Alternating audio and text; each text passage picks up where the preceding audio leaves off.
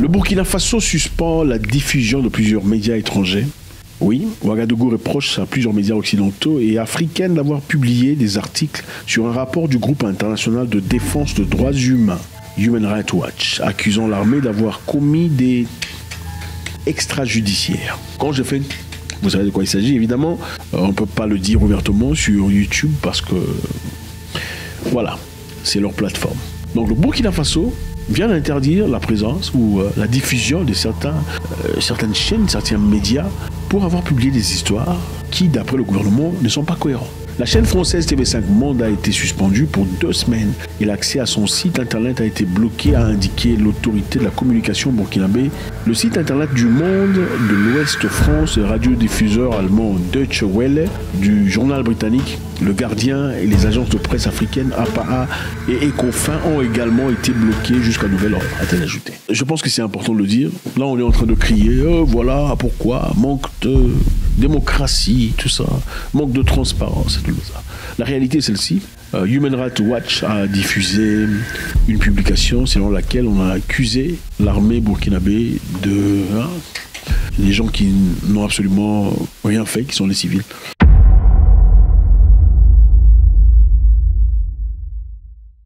On February 25th, 2024, more than 200 civilians were killed by Burkina Faso's military in 2 villages in the country's north.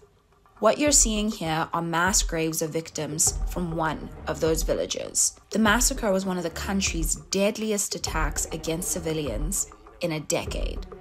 Army abuses are commonplace in Burkina Faso. The military has repeatedly carried out mass killings of civilians they accuse of supporting Islamist armed groups. Est-ce qu'ils sont en train de dire la vérité sur cette histoire? Nous ne savons pas. On ne peut pas savoir parce que nous n'étions pas là. Moi, personnellement, j'étais pas là. J'étais en train de manger à l'africaine. J'étais pas là. Vous non plus, vous n'étiez pas là. Donc, Human Rights, est-ce qu'il était là? On ne sait pas. On ne pense pas qu'ils étaient là. Mais ils disent qu'ils savent. Est-ce qu'ils disent la vérité? On ne sait pas. Pourquoi? Parce que voilà, chacun raconte l'histoire selon ses intérêts. Est-ce que Human Rights Watch a intérêt à raconter des histoires contre le gouvernement burkinabé? Ça dépend de qui sponsorise Human Rights Watch. Qui sponsorise, subventionne Human Rights Watch? Qui sont les patrons? Qui sont les donneurs? Point d'interrogation. Veulent-ils voir Ibrahim Traoré à la tête de la République pour un Burkinabé nouveau? Point d'interrogation. Donc, leurs déclarations ne peuvent que dépendre de là où vient l'argent. Maintenant, les chaînes françaises TV5, Monde, BBC et tout le bazar racontent, prolifèrent la nouvelle parmi toute la population et le monde étranger. Est-ce cohérent, en tout cas, pour le gouvernement burkinabé qui réfute ces accusations? Ce n'est pas acceptable. Alors, ils ont décidé de leur fermer la bouche. Maintenant, les gens crient « Oh, terrorisme, oh, dictature, oh, incroyable ». Le point intéressant ici est qu'il y a quelque temps, il n'y a pas très longtemps en tout cas, la force européenne, le groupement européen a bloqué Arty. Vous connaissez Arty? Arty, oui, la chaîne russe Arty n'est pas diffusée en Europe depuis le début de la guerre en Ukraine. Pourquoi? Parce que d'après eux, ils propageaient des mensonges. C'était la propagande, n'est-ce pas? Aux États-Unis, on ne peut pas voir Arty. YouTube a bloqué la chaîne Arty. Donc, au lieu de vous laisser, vous, humains, qui êtes assez intelligents pour essayer d'écouter leur version de l'histoire en Ukraine et la version de Arty, c'est-à-dire la version russe de l'histoire, ils vous ont empêché, vous, d'écouter Arty. Essayant de vous pomper, vous, dans le nez, le narratif selon lequel les Russes sont les méchants et eux, ils sont les bons. Mais il ne faut pas écouter ce que les Russes racontent. On va vous fermer les oreilles parce que vous n'êtes pas assez intelligent pour savoir que les Russes sont en train de vous mentir. Alors, ayant soi-même fait ce genre d'histoire, est-ce qu'on peut avoir cette moralité de pouvoir faire des leçons aux gens en disant pourquoi le Burkina Faso se permet de bloquer TV5, Monde, Canal France International? Ça existe toujours, Canal France International. Enfin bref, BBC et tout le bazar, je ne pense pas. Parce que vous le faites aussi, vous l'avez fait dans le passé, vous le faites encore. Et aussi, en quelque sorte, le gouvernement burkinabé pense que pour préserver l'intégrité mentale, intellectuelle et morale de ces militaires, il est important de... C'est leur guerre, après tout. C'est chez eux à la maison. Est-ce que si les civils ont été touchés, c'est bien triste, ce serait vraiment triste de le dire. Mais on ne peut pas savoir parce que moi, j'étais pas là. J'étais en train de marcher. On ne peut pas savoir. Mais si c'est vraiment dans leur combat ultime contre le terrorisme, dans ce cas, y a-t-il légitimité au fait de dire qu'il faut vous fermer la bouche jusqu'à nouvel ordre? Dans ce cas, je pense que beaucoup de personnes penseraient que oui. Le président Traoré est un président jeune, mais vieux d'esprit. Ça se voit dans ses discours, dans le travail noble qu'il accomplit, dans le boulot clair qu'il fait. Okay? L'investissement, le développement, commerce, en train d'importer des engins venant de la Chine, des camions, des histoires, de construire des hôpitaux, construire les routes. Il est très fort sur le plan moral, présent lui-même au front pour discuter avec les militaires, les encourager à avancer, à protéger leur territoire, à leur rappeler que le Burkina Faso leur appartient. Je pense qu'il est en train d'essayer, tant bien que mal, de bouger le pays vers la direction qu'il faut. C'est vrai, ce n'est pas évident, ce n'est pas facile, ça n'a pas été une démocratie, ça n'a pas été à travers les élections, et beaucoup de personnes sont contre ça. Mais est-ce que les élections est le passeport qu'il faut nécessairement pour avoir un pays noble? Pas essentiellement. Parce que dans la plupart des cas, les gens qui sont aussi votés au gouvernement à travers des élections sont des gens qui sont facilement achetés par l'Europe et ailleurs. On a vu beaucoup de cas. Donc, est-ce que ça veut dire que cela autorise M. Traoré de rester au pouvoir pour toujours? Absolument pas. Mais je pense qu'ils sont en train de bouger vers une direction où ça viendra, ça arrivera et ça se fera.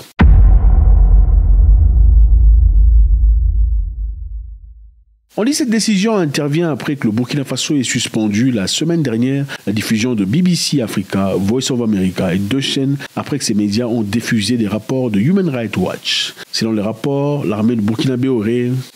C'est la raison pour laquelle les chaînes ont été bloquées. Mais on ne les a pas bloquées pour toujours, ils sont bloqués temporairement.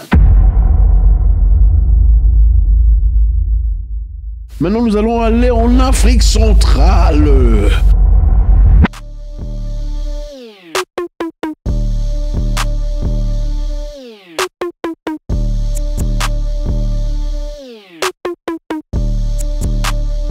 L'Afrique centrale est un pays très intéressant. Mais il y a une nouvelle très intéressante ici. Le président Bouzizé, 77 ans, est visé par un mandat d'arrêt international pour crimes contre l'humanité. Vous savez, dans la vie, quand vous faites des choses, il faut vous assurer d'assurer vos arrières. La vérité est que l'avenir vous rappelle toujours de votre passé. Que vous le vouliez ou pas, à un moment donné, dans l'avenir, il vous faudra payer de votre passé. C'est ça. Donc, assurez-vous de vivre une vie bien.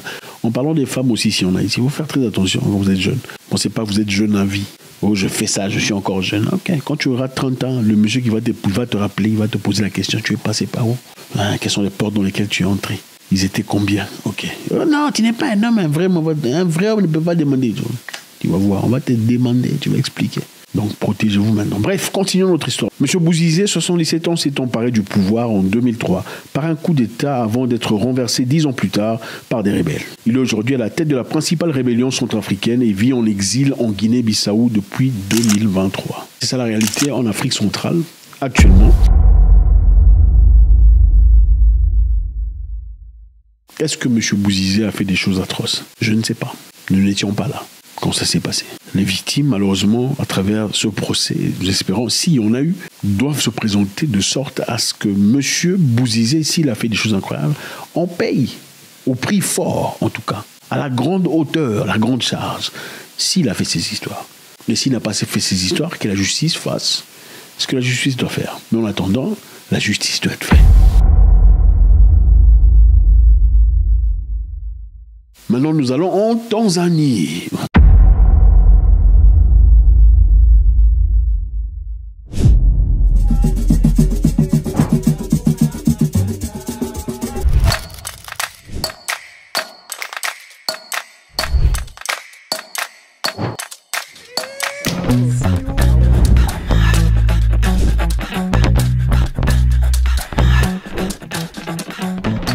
La Tanzanie est un pays très élégant, que j'aime beaucoup. En tout cas, j'y passe du temps de temps en temps. C'est merveilleux, les gens sont très sympathiques. C'est un endroit vraiment agréable. En Tanzanie, on vient d'éteindre 5 barrages électriques mis en pause. 5 barrages électriques viennent d'être mis en pause. Pourquoi? Parce qu'ils viennent de construire un autre barrage électrique beaucoup plus grand, qu'ils ont appelé Julius Nyerere.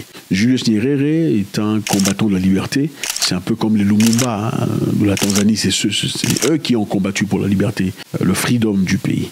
Alors en son honneur, ce barrage électrique a été établi. Maintenant, ce barrage électrique produit assez de courant pour subvenir aux besoins essentiels des grandes cités, des grandes villes du pays.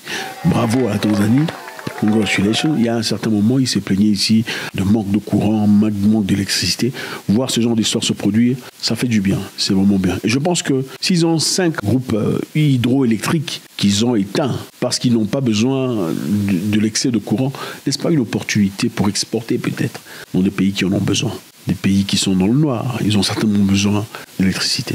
Et ceci nous rappelle ce qui se passerait si la République démocratique du Congo reprenait son cerveau du sol et le mettait dans la tête. C'est-à-dire le barrage Inga qui se retrouve en République démocratique du Congo. Un barrage avec un potentiel éléphantesque qui pourrait fournir assez d'électricité pour tout le monde en Afrique. Ceci évidemment rendrait le pays très riche, très abondant, de sorte à ne plus jamais quémander quoi que ce soit. Mais évidemment, nous savons que quelque part, certaines personnes ne veulent pas ça, parce que ça rendrait ainsi ces pays africains libres. Et libres de cette manipulation énergétique qu'on nous présente récemment.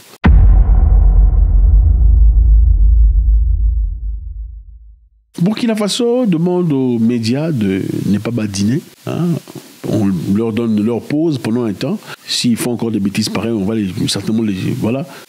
Qu'est-ce que vous en pensez? Est-ce que c'est la dictature de M. Traoré? Est-ce que vous pensez que c'est légitime? Vous pensez que c'est justifiable de demander à ces médias de se taire s'ils font des histoires que le gouvernement n'aime pas? Ou bien c'est injuste?